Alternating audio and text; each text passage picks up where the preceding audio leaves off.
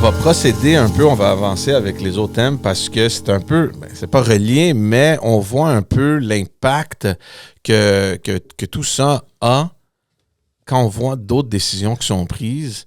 Et on va revenir un peu avec les LA Kings parce que c'est quelque chose qui retient l'attention. Mais avant ça, il y a eu un sondage qui a été effectué cette semaine, je pense, en début de semaine. Et ça va pas si bien pour la CAQ. On est un peu, on va pas dire on est en chute libre, mais on peut dire qu'il pourrait avoir une tendance qui commence à s'établir. Il y a eu l'insatisfaction après la défaite durant l'élection partielle, mais cette défaite-là est venue après le recul sur un projet fort. On en a déjà parlé. Pour ceux qui s'intéressent, allez revoir les épisodes. Et projet phare étant le troisième lien. Le troisième lien, exactement. Et ça a l'air que depuis ce moment-là, je ne sais pas pourquoi le gouvernement est en mode panique à cause d'une élection partielle, mais ça a l'air que, je ne sais pas, les décisions qui se prennent ne plaisent pas, c'est fait rapidement. C'est du tâtonnement. On dirait que le gouvernement tâtonne depuis... mais en fait, j'ai presque envie de te dire, depuis sa réélection. Même avant le printemps dernier, avec l'annonce du recul sur le troisième lien, etc. Le gouvernement arrive, se fait réélire brillamment, 90 députés sur 125. Écoute, c'est une majorité claire, nette. Il n'y a aucune contestation à ça.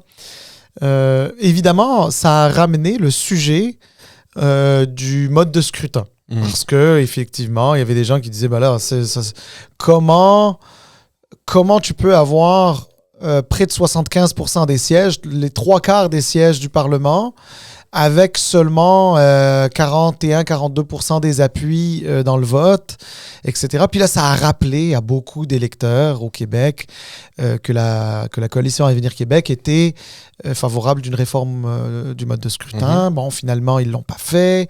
Ils ont décidé de ne pas la faire. C'est même plus dans les cartons, c'est plus dans ses intentions à la CAQ. Puis donc, déjà, au début, ils tâtonnaient. Ils ne savaient pas trop. Puis là, c'était rendu le troisième lien, le recul. Puis là, il y a eu la partielle à Jean Talon auquel ils ne s'attendaient pas, qu'ils ont perdu.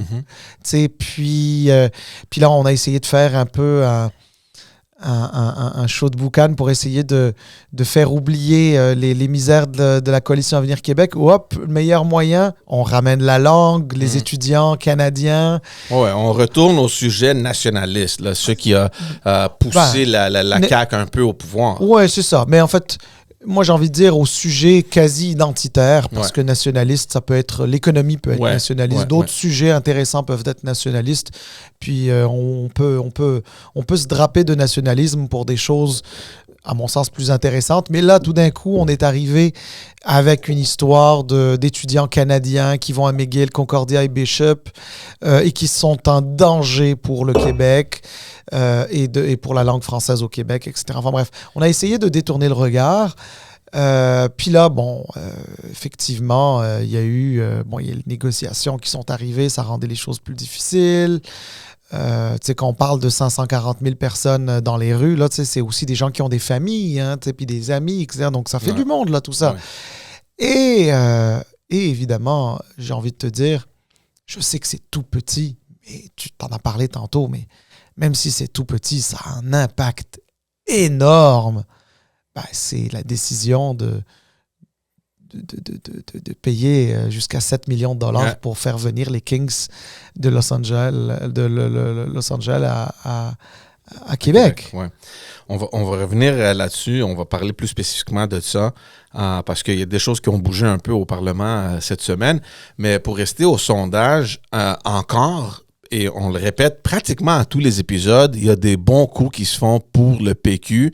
Il semble avoir trouvé un peu le rythme et suite à ce sondage-là, on voit que maintenant, ils sont les premiers dans les intentions de vote. Il y a eu un sondage qui a été effectué il y a quelques semaines, on en a parlé aussi dans le podcast, où Paul Saint-Pierre Plamondon était le premier choix comme premier ministre. Oui, c'était un sondage léger. Exact. Puis là, non seulement il y a ça, mais il est premier aussi dans les intentions de vote. C'est énorme pour le PQ. Et encore, je rappelle aux gens, ils sont juste 4 dans le Parlement. Ouais. Je trouve ça franchement impressionnant. Ouais. Ben écoute, regarde, je referai pas tout mon laïus de la dernière fois où on a parlé des sondages. Donc effectivement, cette fois-ci, c'est un autre sondage, Palace Data, qui met le PQ en avance à 30%, la coalition Avenir Québec en deuxième à 24%, donc quand même 6 points de retard sur le Parti québécois. C'est quand même quelque chose. Ben bien sûr. Ouais. Ensuite, tu as le Parti libéral et Québec solidaire qui sont à peu près à égalité à 16%, suivi des conservateurs de Éric Duhem à 11% et enfin 3% d'indécis. Mais écoute, regarde, je disais que j'allais pas revenir. Je reviendrai pas totalement, mais tu connais mon point de vue. Mon point de vue, c'est que je comprends pourquoi ce vote théorique, c'est pas un vote parce que c'est pas une élection, mais ce vote théorique est stationné au PQ, je le comprends, on l'a déjà évoqué. Paul Saint-Pierre Plamondon qui donne une certaine image intéressante, rafraîchissante, qui peut plaire à une bonne partie de l'électorat.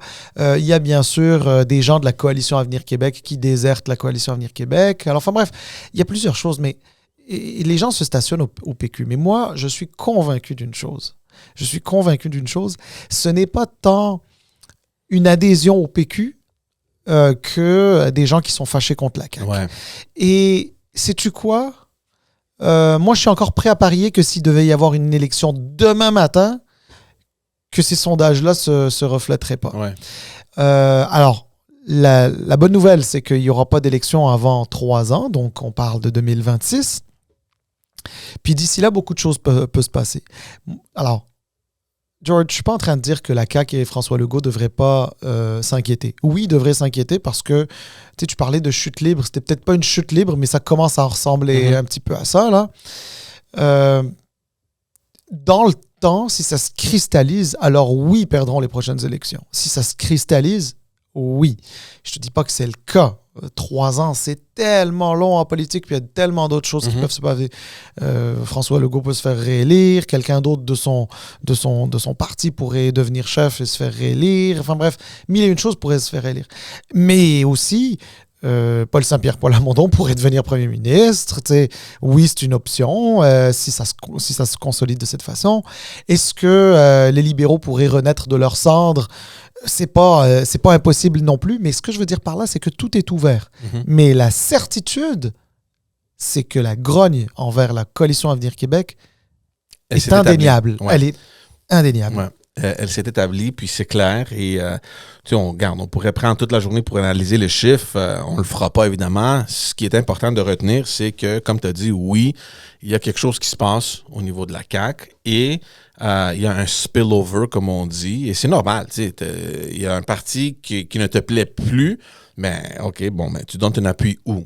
Okay? Ouais. Donc, c'est un peu normal que les chiffres bougent de cette façon-là. C'est trop tôt, à mon avis, de parler de tendance. On a parlé de tendance dans le passé où on voyait une montée du PQ. Ça, c'est vrai que c'est une tendance. Oui, c'est ça. Voilà. Mais de voir maintenant, comme tu as dit, la coalition Avenir Québec perd potentiellement une élection, si c'était demain ou dans un mois ou dans quelques mois, je pense pas qu'on est dans une tendance... Trop tôt pour le dire. Exact. On verra bien. Évidemment, encore une fois, bravo pour le PQ, parce que comme on dit, il trouve des façons à aller attirer l'attention et recueillir ses appuis. Puis, bravo pour eux. Non, mais c'est effectivement, puis je suis d'accord avec toi. Puis j'ai presque envie de te dire aussi, là, si j'étais un stratège caquiste, je dirais à M. Legault, à François Legault, écoutez, M. Legault, là, regardez, dans la vie d'un gouvernement, qu'on passe deuxième dans des sondages, c'est pas anormal. Ça veut dire généralement que on existe, on fait des choses, puis qu'on brasse un peu la cage, ben on peut baisser dans les sondages. Puis c'est toujours mieux de baisser dans les sondages 3 ans avant une élection que 3 mois avant une élection. Exact. Donc moi, je te dirais que je pourrais dire stay cool, puis stick to the plan. Je pourrais tout simplement dire ça. Sauf que, bon... cela dit, ce que je dirais à M. Legault aussi, c'est faut quand même prendre au sérieux ça, parce qu'effectivement, on observe une tendance à la hausse au PQ. Quand je dis on, je parle pas de moi, mais je parle, admettons que je suis dans l'entourage de M. Legault, là, que je fais partie de la coalition Avenir Québec, admettons, là. C'est de dire, on est une coalition, donc là, si ça commence à s'effriter d'un bord, est-ce que ça va s'effriter de l'autre? Est-ce que ça voudrait dire que, après que les péquistes rentrent au bercail, est-ce qu'il y a des personnes à tendance un peu plus libérale qui pourraient se retourner au bercail? Tu sais, c'est pas impossible. Le jeu est ouvert. C'est ça que je suis en train de dire. Aujourd'hui, c'est ce que les sondages semblent démontrer. Bon, l'avenir nous le dira, c'est trop tôt. Alors, maintenant, chose est certaine, c'est que la coalition Avenir Québec a besoin de cohérence, a besoin en fait de retrouver de la cohérence dans ses messages, dans sa politique, dans ce qu'elle exprime. Parce que effectivement, et puis c'est pas l'envie de rediscuter du sujet qui est là, mais effectivement, quand tu parles des Kings, la venue des Kings de Los Angeles à Québec et qui va coûter 7 millions de dollars aux contribuables québécois, lorsque il y a en ce moment même, au moment où on se parle, des conventions collectives qui sont en négociation, c'est difficile. Il y a des gens qui comprennent pas ça, qui comprendront jamais ça. Puis tu fais bien parce que tu m'en parlais avant qu'on commence à enregistrer, mais tu faisais référence à la motion. Il y a une motion qui a eu lieu hier à l'Assemblée nationale. Veux-tu peut-être en parler?